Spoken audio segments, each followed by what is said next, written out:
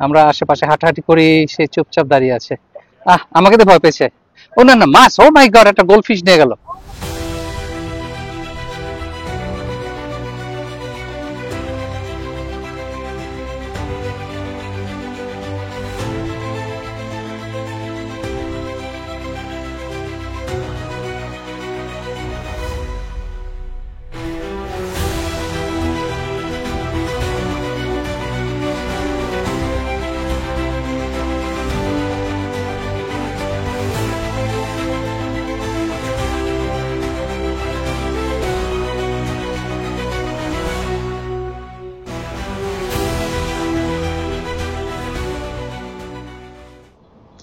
আসসালামু আলাইকুম, আমি মোহাম্মদ আল ফারুক, বলছি নিউ জার্সি থেকে।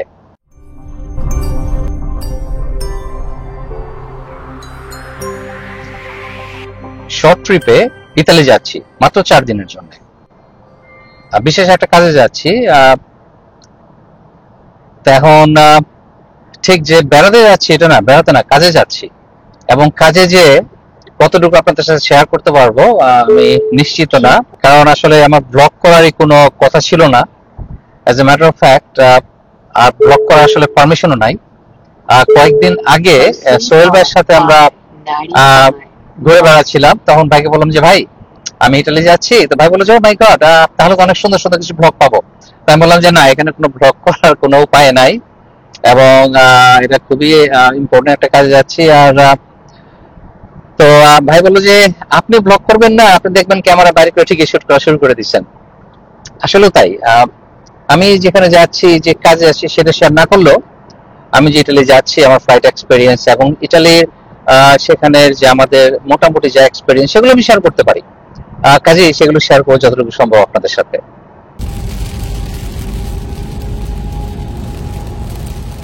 এমন একটা দিন, একেবারে মাঝে মধ্যে ঝকঝকে সুন্দর দিন, আবার ঝুমঝুম বৃষ্টি আর ঝুম বৃষ্টি, আবার একটু পরে দেখা গেল আবার ঝকঝকে সুন্দর দিন। এটা খুবই আনবিলিভেবল একটা ডে। আমি ফ্লাই করছি নিউইয়র্ক ইন্টারন্যাশনাল এয়ারপোর্ট থেকে। আর টিকিটের দাম কত আমাদের এখান থেকে ইটালি ডিপেন্ড করে আপনি কোন সিজনে ফ্লাই করবেন, কতদিন আগে টিকিট কিনেছেন, কোন এয়ারলাইন্স, এরপর আপনার কি ডিরেক্ট ফ্লাইট নাকি মাঝখানে লেওভার থাকবে, বিভিন্ন কিছুর উপর নির্ভর করে। তো ধরে নেওয়া যায় যে টিকিটের দাম রাউন্ড ট্রিপ $600 থেকে $2000 ইকোনমি ক্লাসের টিকিট হতে পারে। কাজে এটা খুবই 100% বলা যায় না কত দাম। আর এই তো নিউইয়র্ক এয়ারপোর্ট আমার বাসা থেকে 1.5 ঘন্টা, 1.5-2 ঘন্টা দূর আসলে। তো গাড়ি পার্ক করবো সেখানে। 4 দিনের জন্য যেহেতু যাচ্ছি, আর কাউকে বদার করি না রাইডের জন্য। পার্কিং এর জন্য এভারেজে লাগে এখানে $10। তো কাজে আমি যদি কাউকে রিকোয়েস্ট করতাম রাইড দিতে, তাহলে যাওয়া আসাতে আরো বেশি খরচ হয়ে যেত। আমার 4 দিনে লাগতেছে বিভিন্ন ফি টি ট্যাক্স সব অ্যাড করে $60, $55 মতো। এখন আমি যদি কাউকে রাইড চাইতাম, তার তেল টোল সব অ্যাড করে যাওয়া আসায় এবং আরেকদিন যাওয়া আসায় $70-80 খরচ হয়ে যেত। কাজে এদিক থেকে হিসাব করলে এটাই সস্তা, আমি যে পার্ক করে যাচ্ছি এয়ারপোর্টে। আমার এই নিয়মিত ছুটে বেড়ানোর ব্যাপারটা একটু কথা বলি। আপনারা প্রায় বলেন যে ভাইয়া এত টাকা কোথায় পান, সরকারের কাছ থেকে কত টাকা চুরি করে নিয়ে এসে আমেরিকায় চলে পালিয়ে এসেছি। প্রথমত আমি এসেছি আমেরিকাতে স্টুডেন্ট ভিসায়, সেই স্টুডেন্ট হিসেবে সেই 19 বছর বয়সে 1983-তে। তখন তো চুরি টুরি করার বুদ্ধি নাই, আর এখনো আলহামদুলিল্লাহ নাই। সরকারের টাকা চুরি করার প্রশ্নই ওঠে না।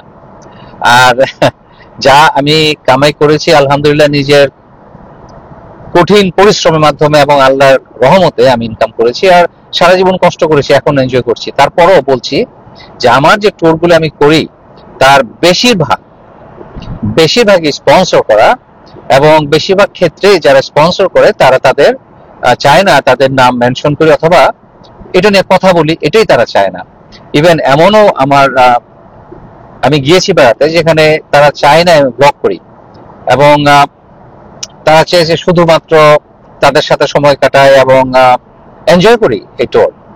তো এখন কেউ যদি আমার টিকিট কেটে দেয়, তারপর আমাকে তাদের সাথে সময় কাটানোর জন্য সম্মানই দেয়, তারপরে যদি বলে যে ভাইয়া আপনি ব্লগ করবেন না, আমরা চাই না এটা পাবলিক হোক, তাহলে আসলে তাদের কথা আমার শুনতেই হবে, তাদের সেই রিকোয়েস্ট তো আমার অনার করতে হবে। তো এভাবেও কিন্তু অনেক টোর হয়, আমার টোর হয়, কোথায় যায় না যায় সব কিন্তু আপনাদের সাথে শেয়ার করার অপশন নাই। যেমন আজকের এই টোরটা আমি সমস্তটা শেয়ার করতে পারবো না, তবে তারপর আপনারা এনজয় করবেন। আমি এখন যে রওনা দিলাম এবং সেখানে যে থাকবো 3 রাত্র, চতুর্থ দিন আমি ফিরে আসব, এবং তার মধ্যে ছোটখাটো টুকটাক যা থাকে সব মিলিয়ে আমি একটা ব্লগ করব এবং সেটাই আপনাদের সাথে শেয়ার করব, এবং আমি জানি সেটাও আপনারা এনজয় করবেন। আমি যত ট্রাভেল করি, যেভাবে ট্রাভেল করি, এই যে সেদিন মাত্র ফিরে আসলাম মেক্সিকো ট্যুর দিয়ে আমার ওয়াইফকে নিয়ে, কাজেই আমি যেভাবে ট্রাভেল করি বছর ভরে, সেটা কিন্তু ইউটিউবের টাকা দিয়ে এটা হয় না, ইউটিউবের ইনকাম তত নাই। কাজে আমার যারা স্পন্সর আছেন, যারা আমাকে সাপোর্ট করেন, তাদেরকে আমি ধন্যবাদ জানাচ্ছি। আর কারণ আপনাদের সাপোর্ট ছাড়া তো এভাবে আমি কন্টিনিউয়াস ট্রাভেল করতে পারতাম না এবং আপনাদের সাথে এক্সোটিক সব জায়গা শেয়ার করতে পারতাম না। তো but it is an exciting life, খুবই এক্সাইটেড। আলহামদুলিল্লাহ, আল্লাহর শুকরিয়া যে আল্লাহ আমাকে অপরচুনিটি দিয়েছেন তার পৃথিবী, তার সৃষ্টি ঘুরে ঘুরে দেখার জন্য।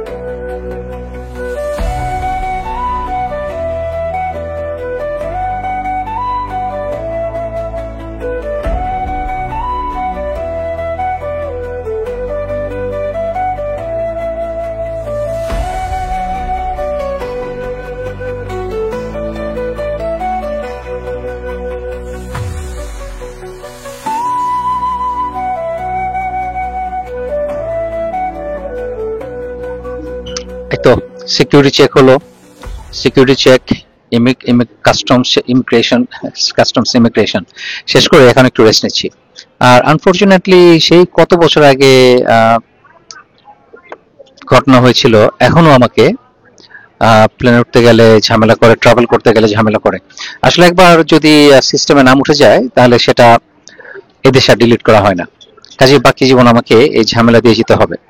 সবাই তাদের পাসপোর্ট স্ক্যান করে প্লেনে উঠে যায়, আমি করতে পারি না। আমার আলাদা ইন্টারভিউ, আলাদা করে ডেকে ইন্টারভিউ নিয়ে তারপরে আমার সেই ইন্টারভিউ দিয়ে তারপর আমার প্লেনে উঠতে হয়। যাই হোক, কিসমত, কিছু করার নাই। আর আই এম সরি, লেটলি আমার যে ভিডিও রেকর্ডিং সাউন্ড কোয়ালিটি একটু খারাপ হচ্ছে।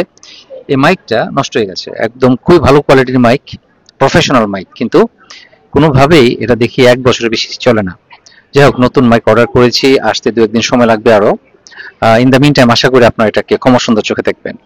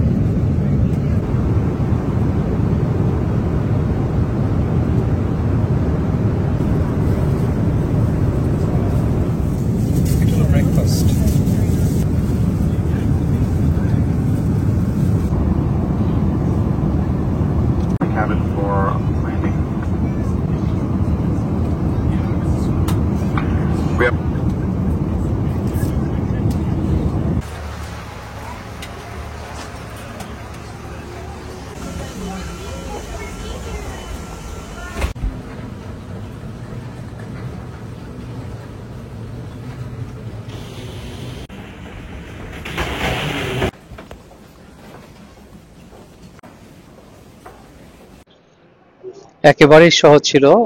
ইমিগ্রেশন আসলে নিজেদের পাসপোর্ট নিজেরা স্ক্যান করেছি, তারপর শুধু একটা স্ট্যাম্প লাগালো, একজন মানে একটা পাসপোর্টে একটা স্ট্যাম্প লাগালো আর কি। কোনো কোয়েশ্চেন নাই, কোনো প্রশ্ন নেই, কিচ্ছু নাই। অ্যামেজিংলি সহজ ছিল, সমস্ত এক্সপিরিয়েন্স অসাম। আমরা বাইরে থেকে যখন আমেরিকাতে যাই আরো বেশি প্রশ্ন উত্তর দিতে হয়, তো একেবারেই স্মুথ ছিল, কয়েক মিনিট লেগেছে মাত্র।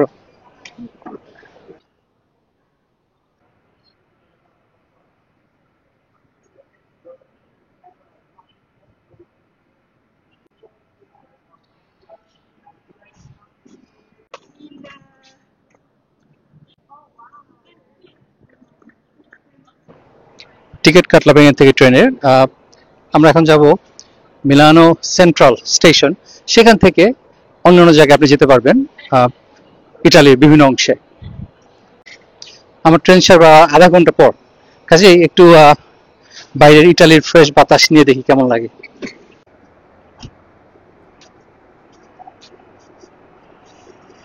সামার টাইম, কাজেই বাংলাদেশ অথবা আমেরিকা এরকম ওয়েদারিতে হওয়ার কথা। টেম্পারেচার বেশ ভালো, সকাল এখন সকাল 7:30 বাজে, এবং বেশ কমফোর্টেবল। আকাশটাও তো সুন্দর, আমাদের মতোই। এই এয়ারপোর্ট থেকে ট্রেন স্টেশন লাগবে 13 ইউরো। আমাদের ট্রেন ছাড়বে টার্মিনাল 2 থেকে।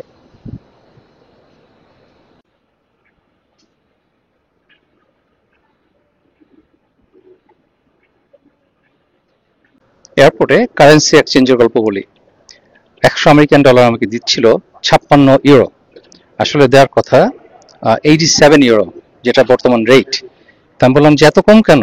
বললো যে এটা রেট প্লাস ফি, ফি এবং কমিশন। এখন এয়ারপোর্টে এসে বেশিরভাগ ক্ষেত্রেই কারেন্সি এক্সচেঞ্জ রিপ অফ, এটা কখনোই করবেন না যদি উপায় থাকে। আর তবে আমি ফিলিপিনো যে দেখেছি যে এয়ারপোর্টের ভিতরে কারেন্সি এক্সচেঞ্জে সবচেয়ে ভালো রেট পাওয়া যায়, এটা একমাত্র দেশ যেখানে আমি এটা দেখেছি। মেক্সিকোতে যে ভুল করেছিলাম যে বাসের টিকিট কেটে আহ, যে সময় আমাদের বাসে ওঠার কথা সেই সময়টা বাইরে ঘোরাঘুরি করেছি ভুলে। তো আলহামদুলিল্লাহ ওরা আমাকে এক্সট্রা চার্জ করে নতুন টিকিট দিয়েছে আবার, কিন্তু চার্জ ইচ্ছা করলে করতে পারতো। আর কাজে এই ভুল যেন এখানে না হয়, কারণ 13 ইউরো তো অনেক টাকা। বাইরে বেশিক্ষণ ঘোরাঘুরি করি নাই, যদিও আধা ঘন্টার সময় আছে, কিন্তু আমি 2-1 মিনিট বাইরে ঘোরাঘুরি করেই ভিতরে চলে এসেছি। আর তাছাড়া এয়ারপোর্টের বাইরে তো সাধারণত এয়ারপোর্টের বাইরে ইমিডিয়েটলি তেমন দেখার মতো কিছুই থাকে না। আহ, দেখা যায় এখন এয়ারপোর্ট এই ট্রেন স্টেশনে এসে অপেক্ষা করছি। খুব আহামরি কোনো স্টেশন না, খুবই সিম্পল। তেমন পরিষ্কার পরিচ্ছন্ন না, আরো পরিষ্কার থাকতে পারতো। তবে এখানে ভিক্ষুক অথবা চানাচুর ঝালমুড়ি এগুলো মিসিং। আর চায়ের দোকান টোকান যেটা আমরা দেশে দেখি সেরকম নাই, এবং ছিন্নমূল মানুষ যারা স্টেশনে ঘুমিয়ে থাকে সেটা আমি দেখতে পাচ্ছি না এখন। এটা একটা অবাক করার জিনিস, এখানে সেটা দেখবো আশা করি নাই, but it is what it is. ট্রেনটা স্টেশনে আসছে খুব ধীরে গতিতে, একেবারে একটা টার্টলের মতো ধীরে ধীরে আসছে।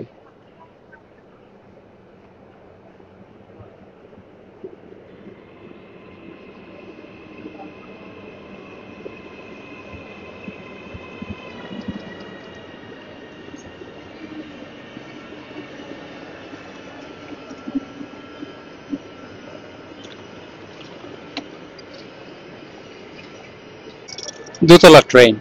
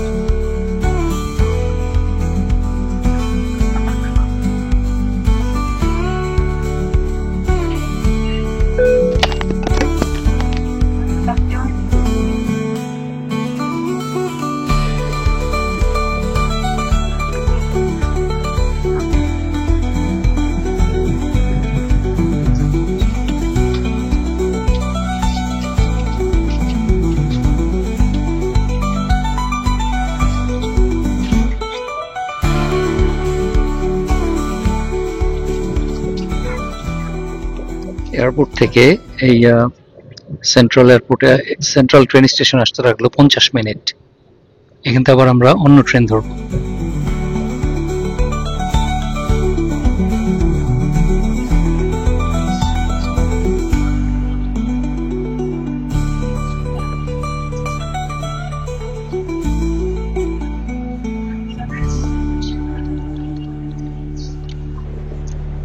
এখানে ট্রেন জার্নি খুবই সহজ মনে হচ্ছে, কারণ টিকিট কাটা খুবই সহজ। আপনি স্টেশনে এসেই টিকিট কাউন্টার আছে, লাইন নাই, কিছুই নাই। ইন্টারনেটও কিনতে পারেন অ্যাডভান্স, অথবা আপনি স্টেশনে এসে কাটতে পারেন। তো আমার কাছে খুবই সহজ মনে হয়েছে। আর একটা ব্যাপার দেখলাম, আমি যখন এয়ারপোর্ট থেকে সেন্ট্রাল স্টেশনে আসলাম, টিকিট কেটেছি কিন্তু সেটা চেক করার কেউ ছিল না। আর ঢোকার সময় এটা স্ক্যান করতে হয়েছে, কিন্তু স্ক্যান না করলেও কিছু হতো না, কারণ কোনো গেট নাই। এমন না যে টিকিট স্ক্যান করলে গেট খুলবে এবং আপনি ভিতরে যাবেন, এরকম কিছুই না। তো ব্যাপারটা কিভাবে এরা হ্যান্ডেল করে আই ডোন্ট নো, কিভাবে থেফট প্রিভেন্ট করে সেটা আমি জানি না। তবে আমার কাছে খুবই সহজ মনে হচ্ছে। আর তবে যেগুলো হাই স্পিড ট্রেন সেগুলো আগে কিনলে একটু সস্তা পাওয়া যায়। আর যদি আপনি যত কাছে আসবে যাত্রার, তত দাম আস্তে আস্তে বাড়তে থাকে এবং সবসময় এটা নাও পাওয়া যেতে পারে। কিন্তু রিজিওনাল ট্রেন সেগুলি আপনি আমার মনে হয় সবসময় পাওয়া যায়।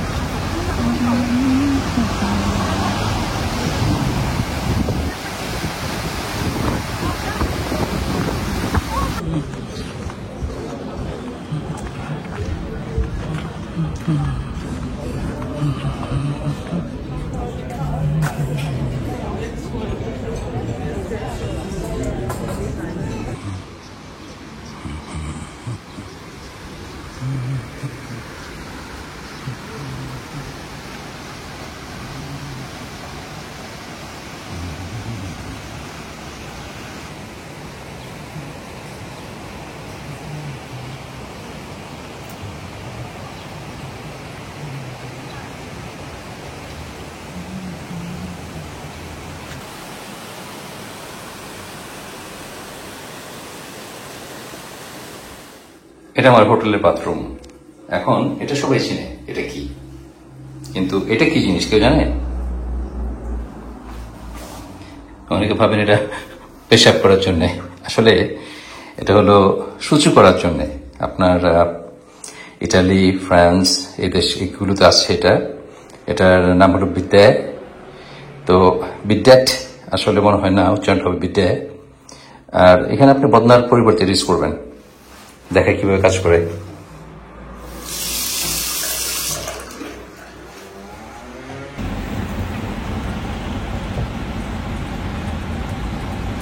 Ha indicato sul quadro di orario. Non sono previste fermate interrotte.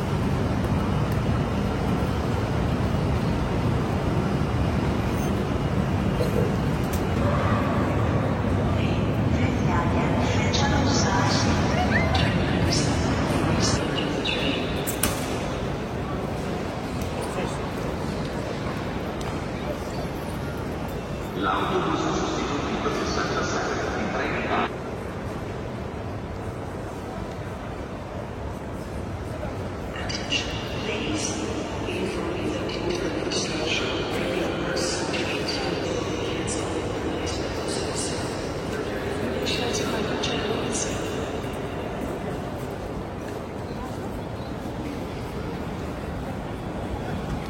Attenzione, avvisiamo che per la prossima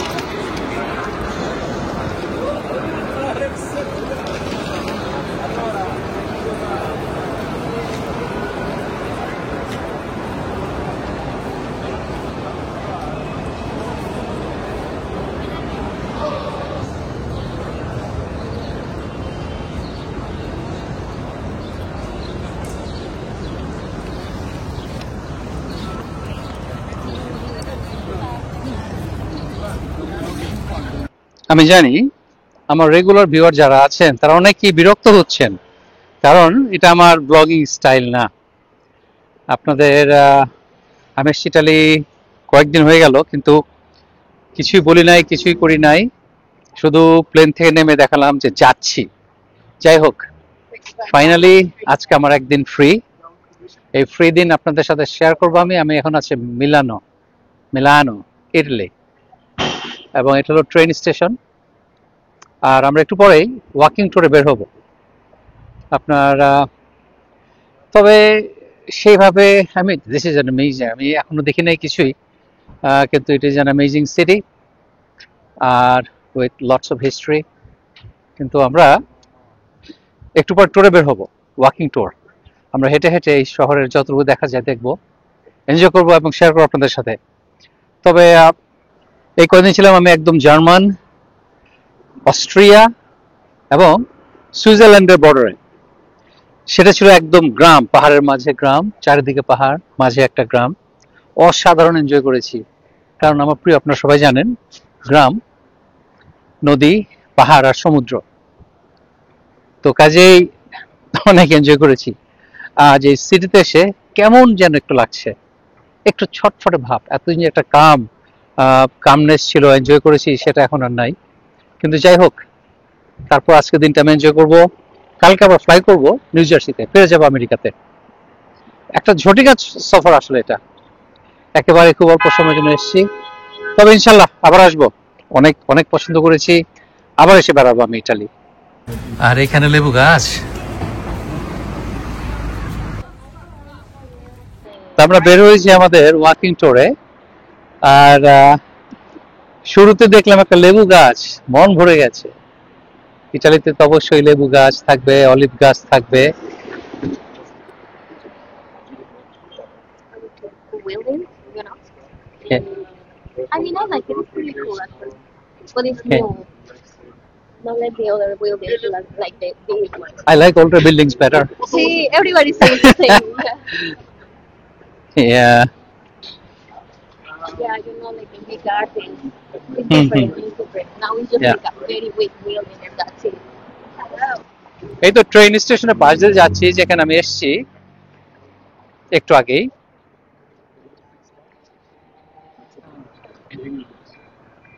আর এখানে একটা যে অ্যাপেল দেখতে পাচ্ছেন, আমাদের আমেরিকাতে যে অ্যাপেল আছে সেটার অর্ধেক কামড় দেয়া, আর এটাকে রিপেয়ার করেছে।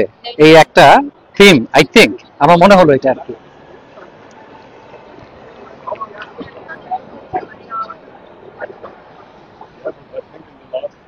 হালকা বৃষ্টি হচ্ছে, কিন্তু তারপর ওটা সমস্যা হচ্ছে না।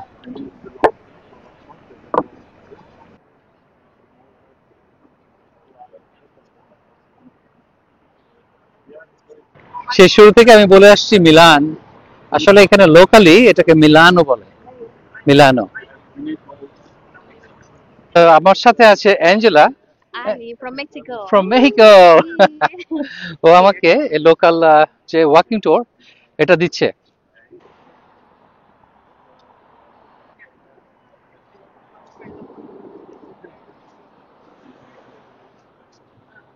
আমরা দূরে দেখতে পাচ্ছি গ্রিন বিল্ডিং, একটা বিল্ডিং তার চারিদিকে গাছ, এটা প্রতিটা ফ্লোরে গাছ দিয়ে এমন ভাবে বানানো হয়েছে, এমন ভাবে গাছ লাগানো হয়েছে যে মনে হচ্ছে এটা একটা গাছ। Wow! ইটালিতে বিশেষ করে এই মিলানোতে বিরাট বড় বাংলাদেশি কমিউনিটি আছে, কিন্তু আনফরচুনেটলি আমার কারোর সাথে যোগাযোগ করার সুযোগ হয়নি, কারণ আজকে যে আমি ট্যুরটা দিচ্ছি এটা আসলে একেবারে আনপ্ল্যান্ড। আমার আজকে এখানে আসার কথা ছিল না, তারপর এসছি। আর কাজেই আমি যে তাদের সাথে যোগাযোগ করব, তাদেরকে নিয়ে ঘুরে বেড়াবো, এই অপরচুনিটি এই ট্যুরে হয়নি। ইনশাল্লাহ আমি আসবো, আবার আসবো। আটলান্টিক পাড়ি দিলেই তো হয়ে গেল, চলে আসলাম ইটালি। Wow! এটা আসলে মিলানের নতুন অংশ। Wow! তো এই এলাকাটা হলো অনেক একটু, যেহেতু নতুন এলাকা, একটু বেশি এক্সপেন্সিভ, যার জন্য আমি আমাদের কালারের লোকজন এখনো দেখি নাই।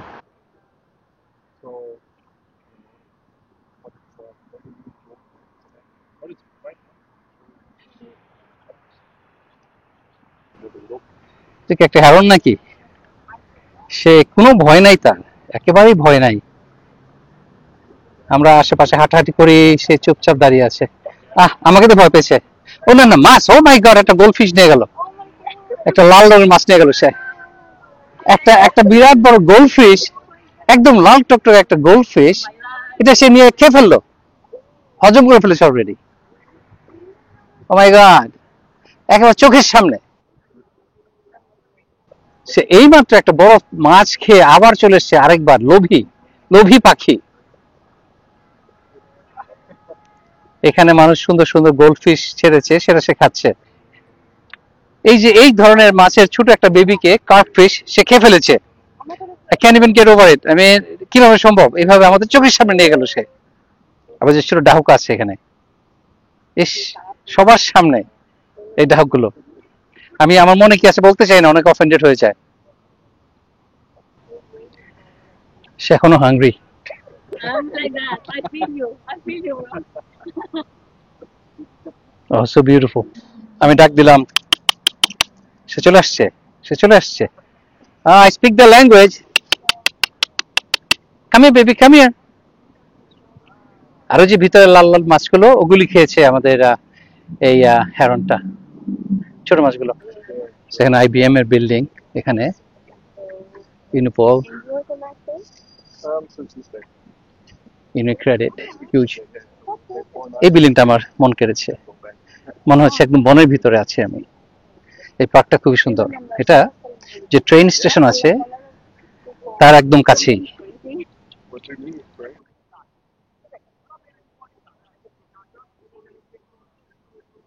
পার্কটা অসাধারণ সুন্দর। এখানে এসে একটা বাংলাদেশি ফ্যামিলির সাথে পরিচয় হয়ে গেল।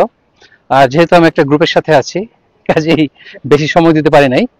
তবে ভালো লেগেছে, অনেক ভালো লেগেছে মিট করে তাদের সাথে। তাদেরকে যে ভিডিওতে আনবো অথবা কিছু বলবো, এই সময় ছিল না। তো আমাকে ইনভাইট করেছে, বলেছে তাদের বাসায় বেড়াতে যেতে, কিন্তু আজকের দিন রাত, কালকে সকালে 10টার সময় আমি চলে যাবো এয়ারপোর্টে, কাজে সময় হবে না আসলে। মেঘ শেষ হয়ে সূর্যের দেখা মিলল, এখনো মেঘ আছে, কিন্তু আমাদের জন্য কিছু কিছু জায়গা স্পটলাইট মেরেছে এখন সূর্য। পাস্তা With salad and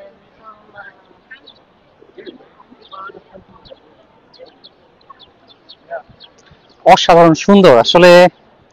আমেরিকাতে আমি এখন কম্পেয়ার করব, আমেরিকাতে আমি তো আমেরিকা আলহামদুলিল্লাহ অনেকগুলো স্টেট ঘুরে দেখলাম, এই ধরনের সুন্দর যেভাবে সেট আপ করা, এটা আমি মনে করতে পারি না দেখেছি। It's beautiful.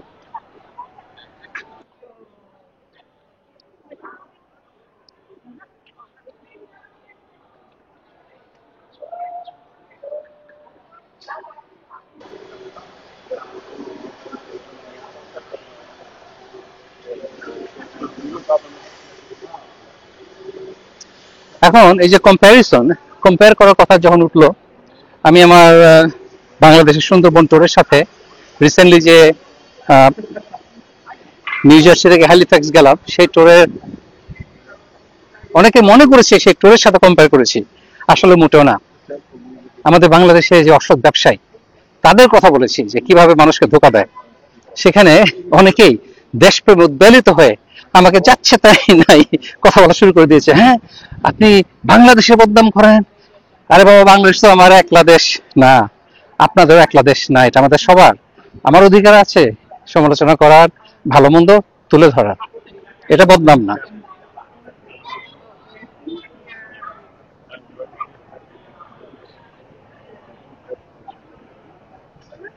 আমি শুরুতে বলেছিলাম যে গ্রামে থেকে ভালো লেগে গিয়েছিল, আর এখানে এত ভালো লাগছে না। আসলে এই city different, it is so vibrant, আর পরিষ্কার পরিচ্ছন্নতা আছেই। যাই হোক, গ্রামের সাথে কম্পেয়ার করছি না, গ্রাম তো অসাধারণ, তার উপর কিছু হয় না, কিন্তু এই শহরটা আমার ভালো লেগেছে। আমি জানি আপনারা বলবেন, ও ভাইয়া আপনি যেখানে যান সেখানে ভালো লাগে। এখন সুন্দর জায়গাকে সুন্দর তো বলা যাবেই। ধরেন আপনার প্রিয় একটা কন্যা আছে, আপনার মেয়ের কথা বলছি না, প্রিয় একটা মহিলা অথবা মেয়ে মানুষ, আমি ভদ্রভাবে কিভাবে বলবো জানি না, লেডি, যে আপনার খুবই পছন্দের, খুবই সুন্দরী, তার মানে কি এই পৃথিবীতে আর কোনো সুন্দরী মেয়ে নাই? আমি আসলে এইভাবে উদাহরণটা দিলাম যেটা সবাই কানেক্ট করতে পারবেন, কারণ আমি আর কিভাবে বুঝাবো বুঝি না। এখন যদি 10টা সুন্দর ছিটে দেখি, তাহলে তো 10টাকে আমার সুন্দর বলতে হবে। আমি তো বলতে পারি না যে না, অন্যগুলি সুন্দর না, এই একটাই মাত্র সুন্দর city. It is beautiful, I am having a great time, and খুবই ভালো লাগছে আমার এখানে ঘোরাঘুরি করতে। In honor to the unification Italy.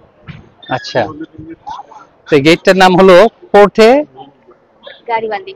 গ্যালিবারি, Garibaldi. গ্যারিবালদি। Exactly. Forte Garibaldi. আচ্ছা, আমি বলি বাংলা, সে বলে স্প্যানিশ, কাজেই একটুখানি difficult, but nice, very nice. আর এই গেটে আরেকটা সিগনিফিকেন্স হলো, এটা নতুন ইটালি, নতুন মিলানো এবং পুরনো মিলানোকে সেপারেট করেছে। এই সাইডে আমরা যে দাঁড়িয়ে আছি নতুন, আর পার হলেই পুরনো।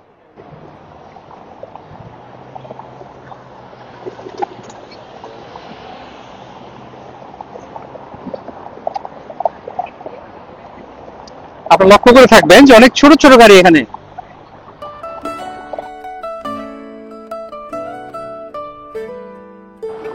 বড় গাড়ির সংখ্যা কম।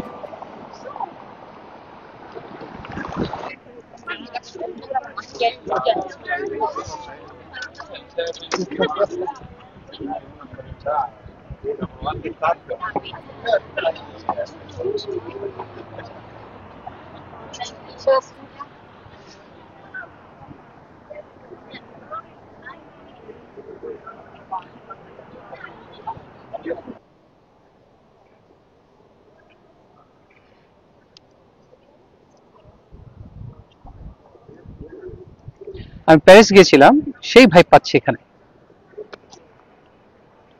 আপনারা যারা আমার প্যারিস ভিডিও দেখেন নাই, আমার যে ইউরোপ ট্যুরের প্লে লিস্ট আছে, সেখানে গেলে খুঁজে পাবেন।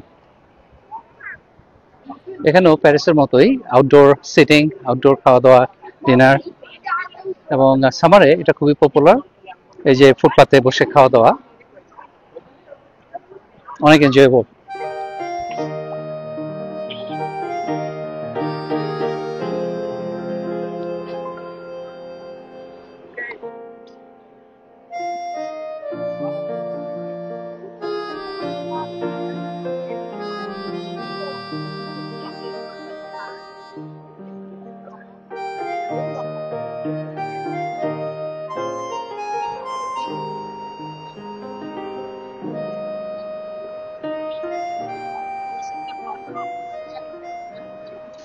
আমরা পুরনো সিটির কিছু অংশ ট্যুর করলাম, আর এখন আমরা যাবো চায়না টাউন। এত অল্প সময় আসলে খুব একটা বিশেষ দেখার সুযোগ নাই।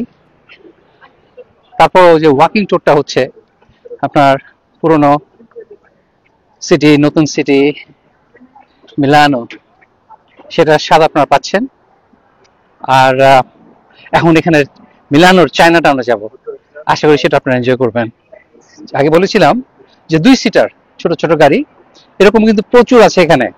কারণ এখানে রাস্তাগুলো অনেক ন্যারো, বিশেষ করে পুরনো শহরগুলোতে, পুরনো অংশতে, এবং সেখানে যেতে হলে আপনার ছোট গাড়ি ছাড়া কোনো ওয়ে নাই। আসলে সমস্ত ইউরোপেই আপনার গাড়ি, ছোট গাড়িগুলো খুবই প্রয়োজনীয়, কারণ বড় গাড়ি এখানে যে আপনার শত শত বছর আগে যখন এই সিটিগুলো ডেভেলপ করা হয়, তখন রাস্তা ছিল তো তখন শুধু ঘোড়ার গাড়ি চলতো, মানুষ ঘোড়ায় চলতো, এবং তার চারিপাশে বিল্ডিং এভাবে শুরু হয়ে গেছে যে সেগুলো ভাঙার কোনো ওয়ে নাই। তো কাজে এই ছোট রাস্তা দিয়ে মানুষকে বেঁচে থাকতে হয়, এবং এখানে এই ছোট রাস্তার জন্যই ছোট ছোট গাড়ি।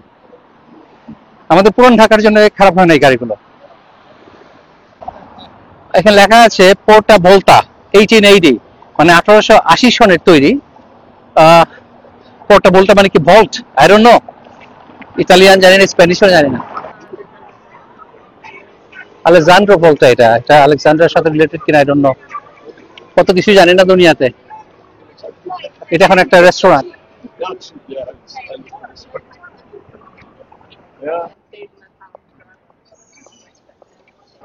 Italian tram. রাইট, আমরা চায়না টাউনে চলে এসেছি। তো এখানে যে ট্রেডিশনাল গেট থাকে চায়না টাউনের, সেটা মিসিং, সেটা দেখলাম না, হয়তো অন্য সাইডে আছে, আমি শিওর না। It should be. তবে ডেফিনেটলি এটা ফিলাডেলফিয়া চায়না টাউনের মতো না। এটা more like part of Milano, but with Chinese business.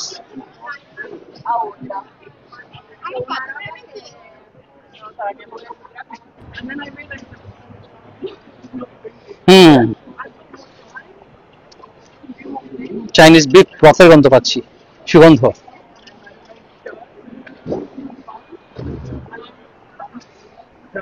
কিন্তু এগুলো আমি যদি খেয়ে দেখাই, খুবই আনফরচুনেটলি আপনার সাথে সাথে হইচই শুরু করে দিবেন। ভাইয়া এটা কি হালাল ছিল?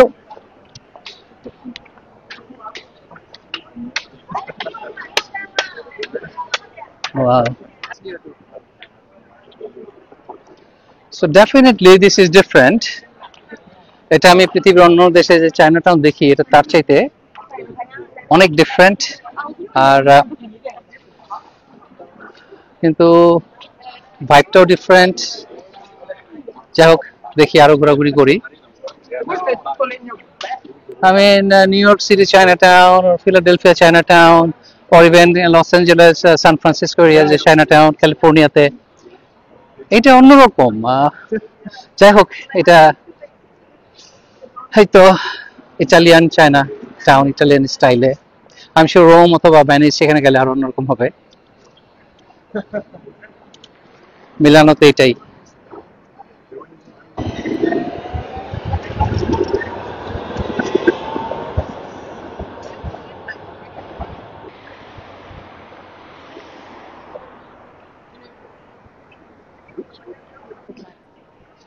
এখানে মানুষ যদি জেব্রা ক্রসিং এ দাঁড়ায়, রেড লাইট থাকে, তারা পার হয় না। ইভেন আমি দেখলাম যে গাড়ি নাই, তারপর পার হয় না। এটা সমস্ত ইটালিতেই খেয়াল করলাম। আমি আসলে এই কয়েকদিন ইটালির এত বেশি জায়গা ঘুরে ফেলেছি, আপনাদের সাথে শেয়ার করা হয়নি। কিন্তু সেটা যারা ইটালিতে থাকে 20-30 বছর ধরে, তারা মনে এত ঘুরে নাই। এই কয়েকদিন আমি একেবারে ট্রেনে করে, বিশেষ করে অনেক ঘুরেছি, এবং এটা হচ্ছে প্লেজেন্ট জার্নি।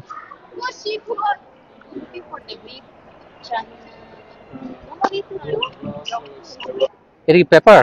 মনে হয় মরিচ, খুবই সুন্দর ডেকোরেটিভ মরিচ মনে হয়, কিন্তু ঝাল হবে যে রং।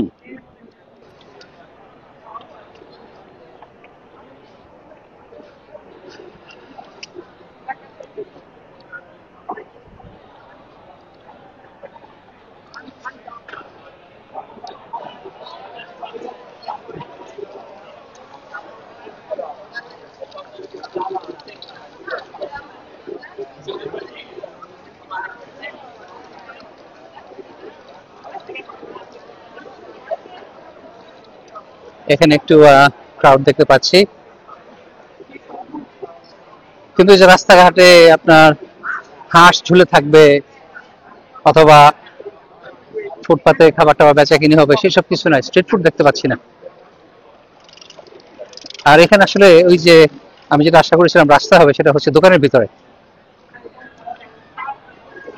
ডাম্পলিং বানাচ্ছে আর প্যানের মধ্যে আরো একটা কিছু বানাচ্ছে। সো পৃথিবীর অন্যান্য দেশে চায়নাটাউন আমরা দেখি এটা রাস্তায় বানাচ্ছে। সে আপনি হংকং যান, ব্যাংকক যান অথবা যেখানে যান রাস্তায় বানায়। এখানে এটা মোর প্রোটেক্টেড, হেলদি ভাবে বানাচ্ছে।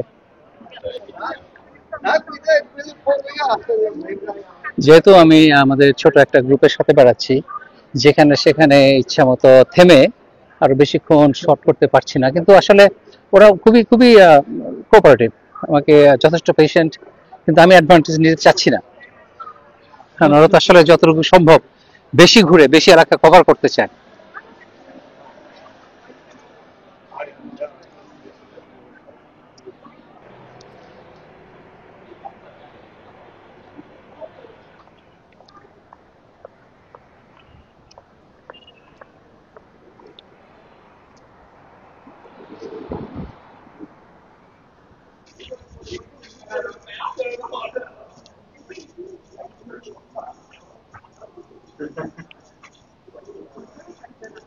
চায়নাটাউন ট্যুর মনে হয় এখানেই শেষ। এখানে আরেকটা বিল্ডিং, যেখানে জানলার মধ্যে এত এত লতানো গুল্ম গাছ, এত এত ঝুলন্ত লতা লাগিয়েছে যে খুবই সুন্দর, খুবই গ্রিন একটা building.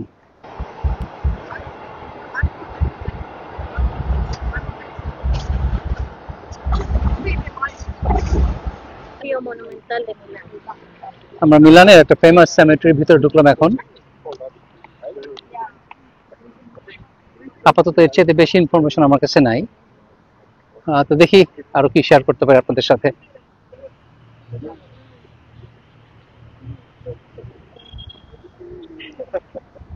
México y Centroamérica. Yes, Con American.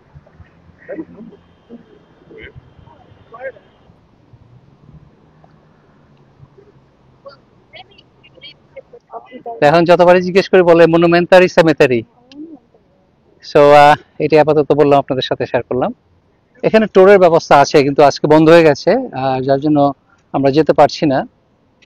তো আমরা হাঁটলাম, অনেক অনেক হাঁটলাম, তো অনেক দেখলাম, কম দেখি নাই, অনেক অনেক এলাকা কভার করেছি। আমি ইটালির বিভিন্ন জায়গায় ঘুরে দেখলাম, বিভিন্ন এলাকা, বিভিন্ন শহর, এবং যেখানে গিয়েছি এই যে ব্রিক লেইং, যে স্টোন কেটে কেটে যে লে করেছে, যে প্যাটার্ন, এই প্যাটার্নটা কিন্তু সব জায়গাতে আমি একই রকম দেখেছি, খুবই সুন্দর, এবং মাস্ট বি চ্যালেঞ্জিং এত সুন্দর করে বানানো। এই যে আপনার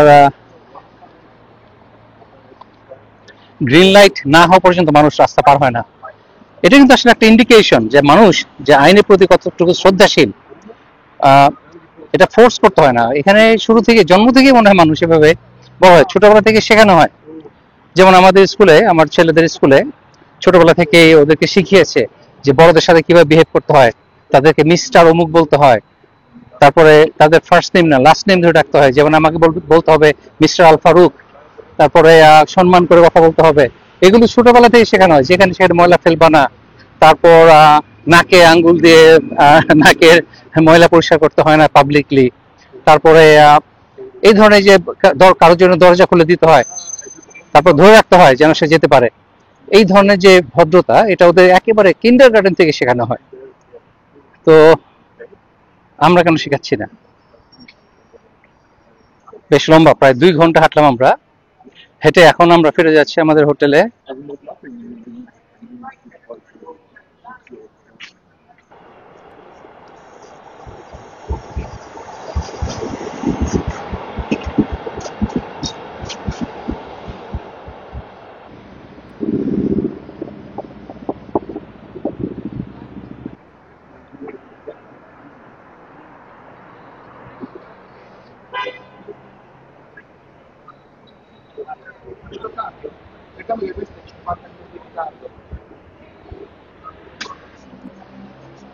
আমার ফেভারিট পার্কে চলে এসেছি, এখান থেকে হোটেল মাত্র 5 মিনিট।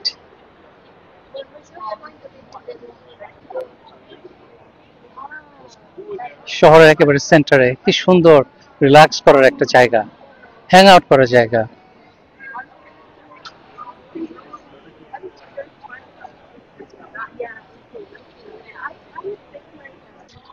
এই ভিডিও 1 ঘন্টা 2 ঘন্টা 3 ঘন্টা যাই হোক, আমি একটা ভিডিও বানাবো, এটাকে আর কেটে টুকরো টুকরো করব না।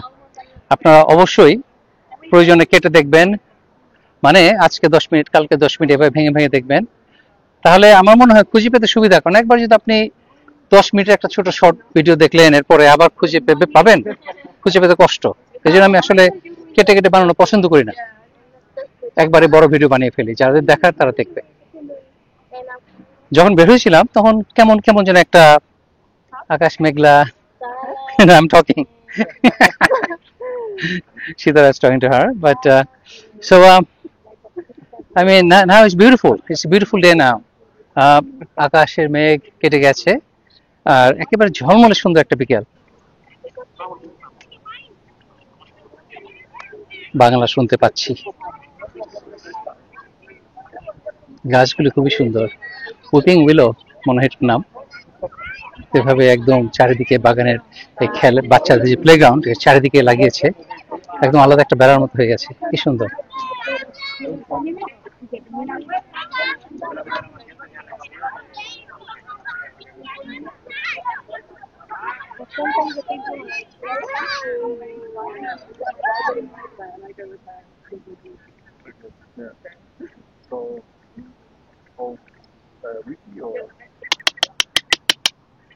তা আমার কথা শুনে চলে এসছে। আসো বেবি, কাছে আসো, আদর করে দিই, আসো আসো আসো আসো, কাম কাম কাম কাম কাম কাম। ইস, পান করি না, এটা পান করি না, ডাহুক এক ধরনের। কাম কাম কাম। ওরা ভেবেছে আমি খাবার দিব, দৌড়ে চলে এসছে দল বল সহ। আপনারা নিশ্চয়ই ব্যাপারটা বুঝতে পেরেছেন যে আমার যে ট্যুর গাইড ছিল, সে কোনো ইনফরমেশন জানে না, কোথায় যাচ্ছি, এই বিল্ডিং এর নাম কি, পার্কের নাম কি, কিছুই জানে না।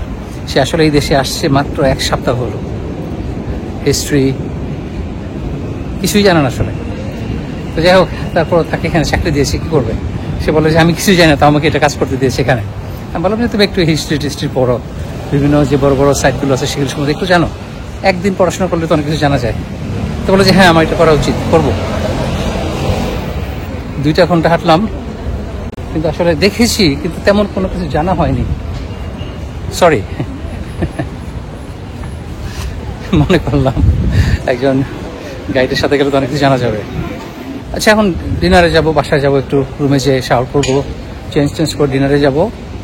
তারপর কাল সকালে এইখান থেকেই, এই তো ট্রেন স্টেশন আমার সামনেই, তো এই স্টেশন থেকে এয়ারপোর্ট চলে যাব, লাগবে 40 মিনিটের মতো। এবং তারপর তো বিকেল আমার ফ্লাইট, বিকেল না দুপুরে আমার ফ্লাইট। তো আজকে রাতের মতো এখানে শেষ। সরি, আমার খাবার দাবার কিছুই দেখাবো না, আগে বলেছি কেন। আর এই তো দেখা হবে কাল সকালে আবার ইনশাল্লাহ। এদের সাথে হ্যাং আউট করছি, ওরা ড্রিঙ্ক করে, আমি করি না, আমি শুধু হ্যাং আউট করি।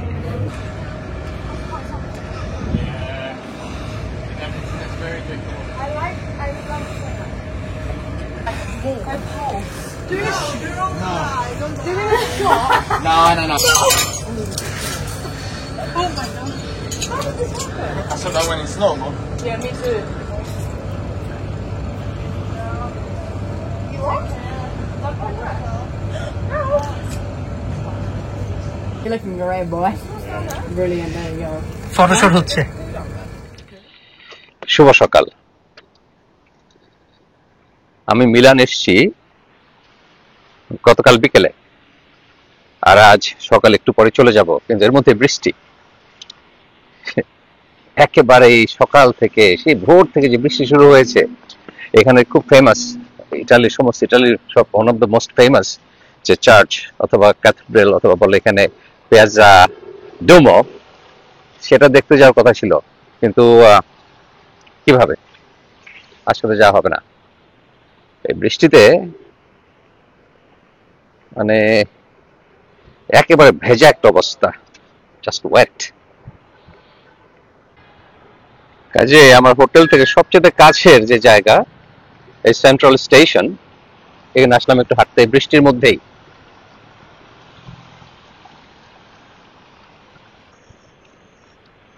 বৃষ্টি ভেজা এক ইটালির সকাল।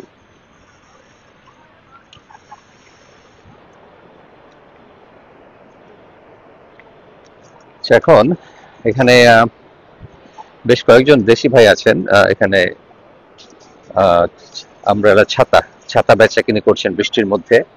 তো তাদের কাছে জানলাম যে সামনেই বাংলাদেশি এবং মিডল ইস্টার্ন দোকান আছে ব্রেকফাস্টের জন্য। যাচ্ছি দেখি কি খুঁজে পাই। রেল স্টেশন এবং তার আশেপাশে অ্যাকচুয়ালি একদম ভিতরেই এবং দরজার সামনে দেখলাম প্রায় 8-10 জন বাংলাদেশি, সবাই ছাতা বিক্রি করছে। তো আমি সালাম দিলাম, কিন্তু কোনো আসলে লজ্জা পায়, বুঝলাম না কেন। লজ্জা পাওয়ার কি আছে, একটা বিজনেস, অনেস্ট বিজনেস। বৃষ্টির দিনে ছাতা বিক্রি করবে, এর তো দোষের কিছুই না, কিন্তু দেখলাম ওরা সব লজ্জা পাচ্ছে। সালাম দিয়ে বলে ওয়ালাইকুম আসসালাম, তারপর দেখি ঘুরে যায়, কথা বলে না, কি আর করা।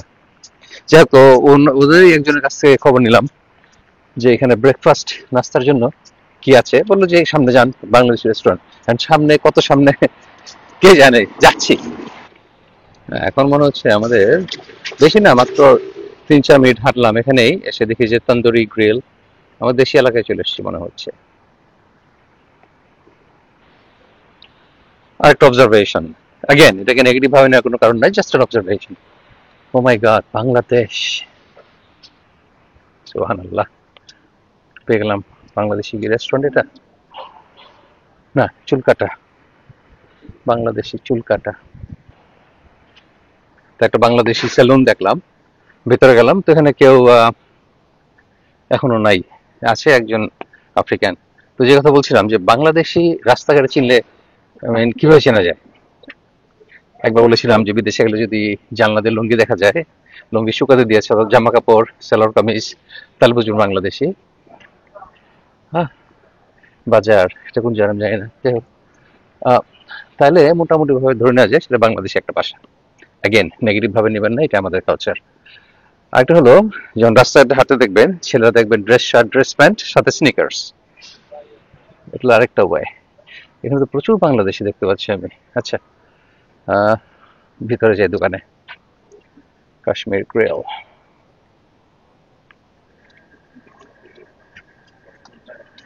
দোকানে যে কথা বলে আসলাম দুজনের সাথে। আমি আসলে জিজ্ঞেস করে নেই তাদের ভিডিও করবো কি না, অথবা ইন্টারভিউ নেবো কি না। এখানে দেখলাম অনেকে কমফোর্টেবল না।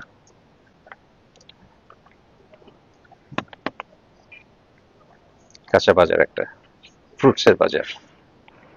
আরে বাবা, একেবারে মানে ফ্লি মার্কেটের মতো। আচ্ছা, দেখি কি অবস্থা এখানে।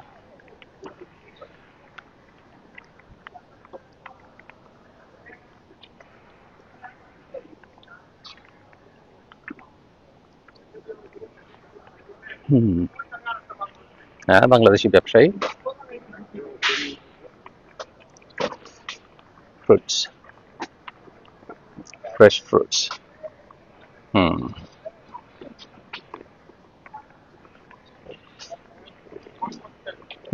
আম, দেশি সবজি, পাট শাক, বেগুন, নাইস। এখানে ঘোরাঘুরি করতে এসে মোহাম্মদ সেলিম জাভেদ, এই ভাইয়ের সাথে দেখা হয়ে গেল। উনি এসছেন এই বাংলাদেশি একটা গ্রোসারি অথবা সবজি মার্কেট, সেখানে বাজার করতে। তো ভাই, আপনি এখানে কতদিন ধরে আসছেন? আপনি বাংলাদেশে কোথেকে আসছেন? বাংলাদেশে আমার বাড়ি হচ্ছে ফেনীতে। ফেনীতে আছি প্রায় 30 বছর। 30 বছর, মাশাআল্লাহ। কেমন লাগে? অবশ্যই ভালো লাগে। এটা তো আমার দেশই, সেকেন্ড দেশ। সেকেন্ড দেশ। ভাই, থ্যাংক ইউ, থ্যাংক ইউ। একেবারেই ফ্রেশ, এবং যা দেখতে পাচ্ছেন লাউ অথবা আপনার চাল, চাল কুমড়ো সবই। ও মাই গড, পটল। আমেরিকাতে আমরা পটল পাই না, পটল কিন্তু পাওয়া যায় না। আমাদের এখানে নিউ জার্সিতে পটল পাওয়া যায় না। পাওয়া গেলে ছোট ছোট একটা, যেটা সেটা আসলে কোনো কাজের না। যাই হোক, এখন ওরা সবাই বিজি। এটা একটা বাংলাদেশি মার্কেট। সকালে সবাই ব্যস্ত, এটা এখন আসলে সবচেয়ে ব্যস্ত সময়, কাজেই কেউ কথা বলতে পারছে না। আমি দু একজনের সাথে জিজ্ঞেস করলাম, বললো ভাই কথা বলবো, কিন্তু এখন যে বিজি, কথা বলবো কখন? ও, এখানে একদম এবার ফ্রেশ মাছ, ওয়াও, লোভনীয়।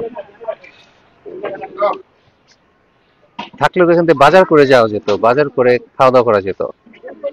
একদম ফ্রেশ সবকিছু, পুঁই শাক, ওয়াও।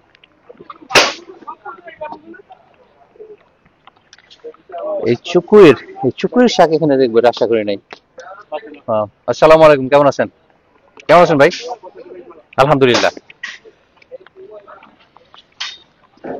তো সবাই ভীষণ ব্যস্ত। আর এটা কিন্তু যে স্টেশনটা আছে ওখান থেকে 2 মিনিট হাঁটলেই চলে আসা যায়। ফুটপাতে, রাস্তার পাশে গ্রোসারি দোকান, অনেক বড়, অনেক বড় এলাকা নিয়ে, এবং বেশ ভালোই জমজমাট।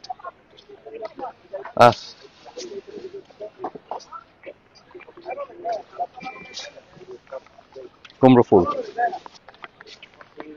এই বৃষ্টির দিনে কুমড়ো ফুলের বড়ি, আহারে কি মিস করছি এখন।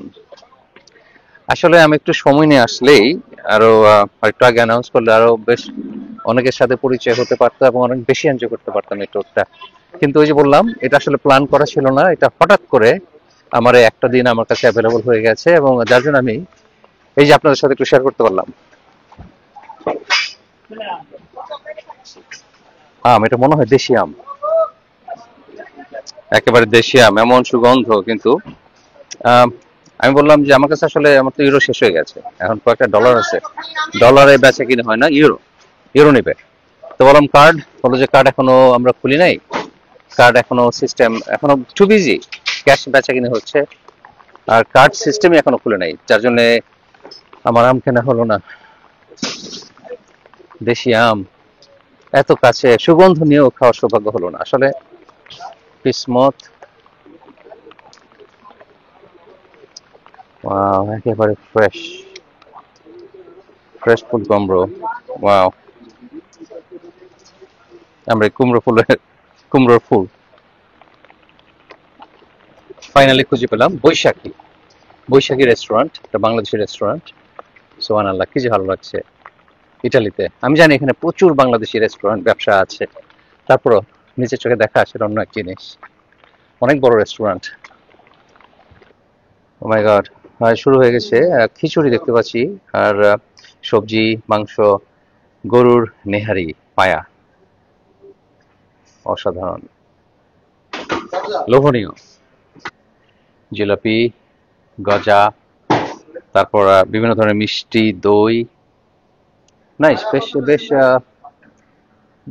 বেশ বড়ই রেস্টুরেন্ট, অনেক জায়গা নিয়ে। বৃষ্টি ভেজা এক ইটালির সকালে আমি খাচ্ছি ইলিশ মাছ, চিংড়ি মাছ আর লতি। থ্যাংক ইউ ভাই। আর সকালের এই হেভি নাস্তার পর এক কাপ গরম গরম দেশি চা, অসাধারণ স্বাদের এই চা, এই বৃষ্টি ভেজা সকালে পারফেক্ট কম্প্যানিয়ন। আসসালামু আলাইকুম ভাই, কেমন আছেন? আলহামদুলিল্লাহ, জি ভাই আলহামদুলিল্লাহ। আপনাদের রেস্টুরেন্ট মাশাআল্লাহ অনেক সুন্দর, খাওয়া দাওয়া অনেক এনজয় করলাম, থ্যাংক ইউ। হ্যাঁ মাশাআল্লাহ, অনেক ভালো ছিল, থ্যাংক ইউ। তো এক পিস ইলিশ আর লতি, চিংড়ি আর ভাত, আর এক বোতল পানি। তো আমার কাছে কোনো দাম রাখে নাই, আমার পরিচয় কিন্তু আমি দিই না, ওরা জানে না আমি কেউ, আমাকে চেনে না। কিন্তু আমাকে বললো যে না আপনি বেড়াতে আসছেন এখানে। আমি বলছি যে বেড়াতে আসছি একদিনের জন্য। আমার কাছে শুধু একমাত্র ইলিশের দাম নিয়েছে, একটা ইলিশের টুকরোর দাম হলো 10 ইউরো, মানে বাংলাদেশ টাকা প্রায় 1500 টাকা। তো আমি বললাম যে না না, আপনার যা যা দরকার, ও চাও তো খেয়েছি। আমি বললাম যে না আপনার যা যা দাম রাখেন, কিন্তু না না আপনি 10 ইউরো দেন, শুধুমাত্র ইলিশ মাছের দাম রেখেছে। যাই হোক, খুবই ভালো মানুষ, এনজয় করলাম ওদের সাথে। পরে খাওয়া দাওয়া শেষ করে বিল দিয়ে তারপর পরিচয় দিয়েছি, অনেক খুশি হয়েছে। এখন আপনার একটা মজার কথা বলি, সেটা হলো যদি বাংলা ভাষাভাষী অথবা আমাদের গায়ের চামড়া অথবা চিংড়ি অথবা মুরগি মাছের তরকারি রান্না করা হয়েছে, তখন কিন্তু কেউ জিজ্ঞেস করবেন না মুরগিটা কি হালাল ছিল, এটা কেউ জিজ্ঞেস করবেন না। কিন্তু যদি একটু ফ্রাইড চিকেন হয় অথবা একটু বিদেশি স্টাইলে সার্ভ করা হয় আর সাদা চামড়াটা তো কথাই নাই, সাথে সাথে ভাই চিকেনটা কি হালাল, বিফটা কি হালাল ছিল। আমি এটা বুঝি না গায়ের রঙের সাথে অথবা আপনার সার্ভিং ইসের সাথে হালাল হারামের কি সম্পর্ক। আমি জানি আপনার কি উত্তর দেবেন, কিন্তু তারপর আমি প্রশ্নটা করলাম। আর এই যে আপনারা ভারতে বেড়াতে চান, সেখানে যে কি রেস্টুরেন্টে যে জিজ্ঞেস করেন যে ভাই আপনার মুরগিটা কি হালাল, কেউ জিজ্ঞেস করেন না। আর ইভেন বাংলাদেশে আপনারা যেখানে খান সেখানে যারা কসাই তারা কি সবাই সত্যিকারের মুসলমান? কারণ আপনাদের কথা যে সত্যিকারের খ্রিস্টান হলে তাহলে তাদের জবাই করা অ্যানিমেল হালাল, আর যেহেতু এখন সত্যিকারের খ্রিস্টান নাই, সবাই ঈসা আলাইহিস সালামকে আল্লাহর পুত্র হিসাবে মনে করে, নাউজুবিল্লাহ, কাজে তাদের জবাই করাটা হারাম। আপনার যুক্তি মানলাম। তাহলে আপনি কি জানেন যে বাংলাদেশের কয়জন সত্যিকারের মুসলমান যারা আপনাদের মুরগি জবাই করে খাওয়ায়? যাই হোক, আমি চেষ্টা করি ধর্মান্ধতা থেকে দূরে থাকতে। ধার্মিক হতে কোনো সমস্যা নাই, কিন্তু ধর্মান্ধতা ডেফিনেটলি সমস্যা অথবা প্রবলেম ক্রিয়েট করে। যাই হোক, আমি এখন আমার রুমে ফিরে যাচ্ছি এবং একটু পর আমাকে এয়ারপোর্ট চলে যেতে হবে।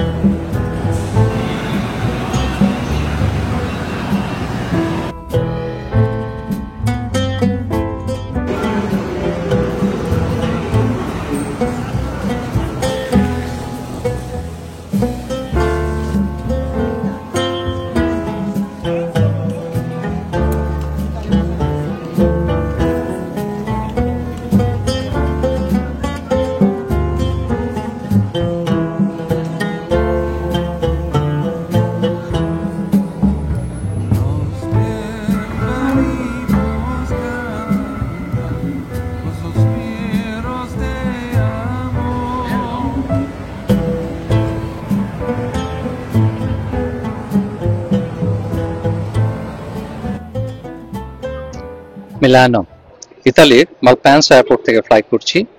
এখন আমি যাব শিকাগো হয়ে তারপর নিউইয়র্ক। আসলে সরাসরি নিউইয়র্কের ফ্লাইট মাত্র 7 ঘন্টার, কিন্তু এয়ারলাইন্সগুলো এইভাবে স্কেজুল করে তাদের সুবিধা মতো।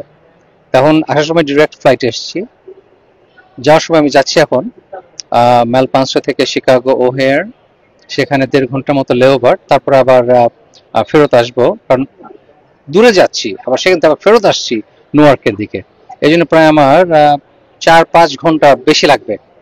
আর যাই হোক, ইটালির গল্প সেভাবে করার মতো তেমন কিছু নাই। I mean beautiful country.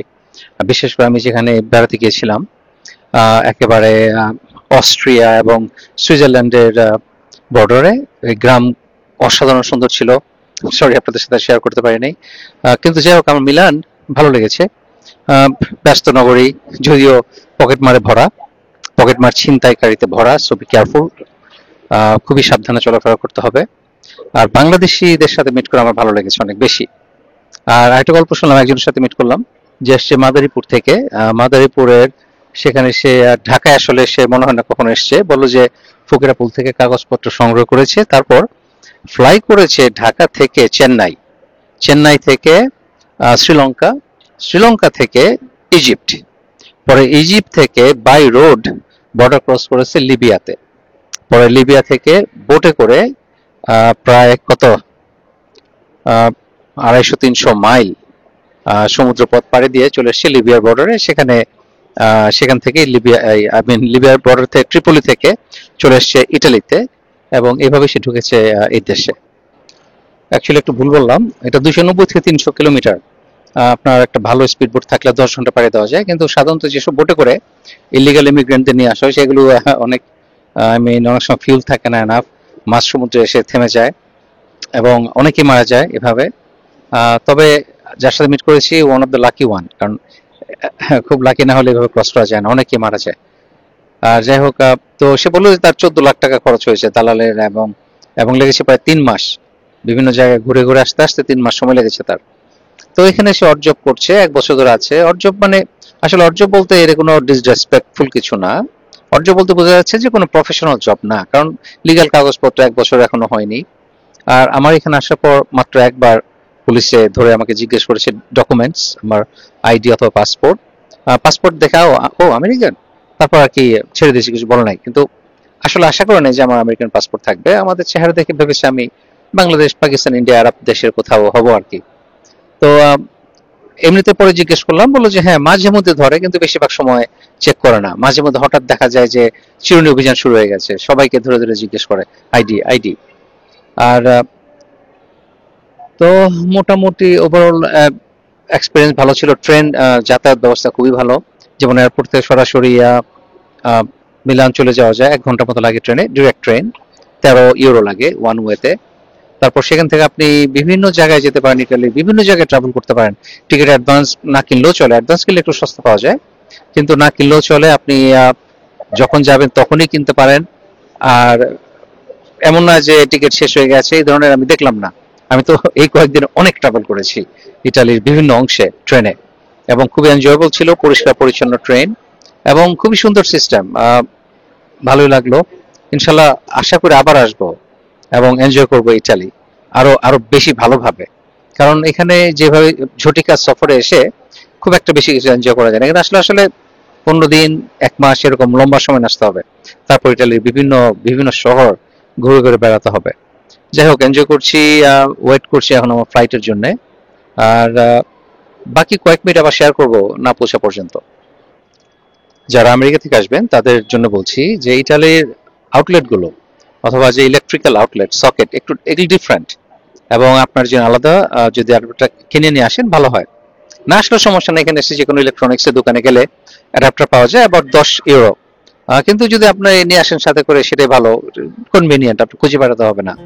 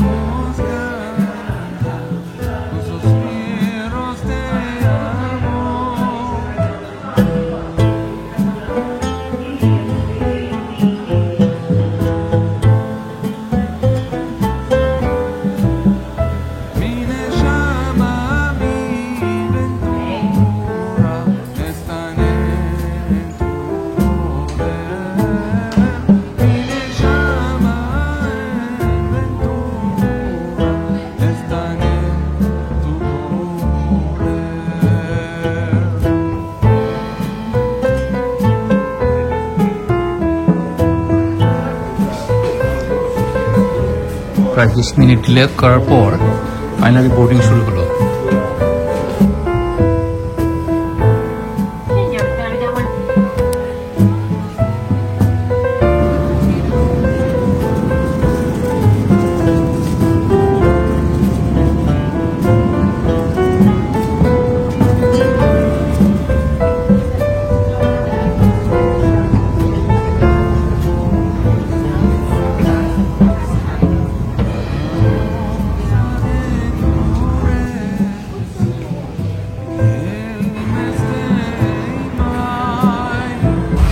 আমার প্লেন লেট করে নেমেছে, যার জন্য দৌড়াতে দৌড়াতে কানেক্টিং ফ্লাইট মেক করতে হয়েছে। আলহামদুলিল্লাহ ফাইনালি বেরিয়েছে।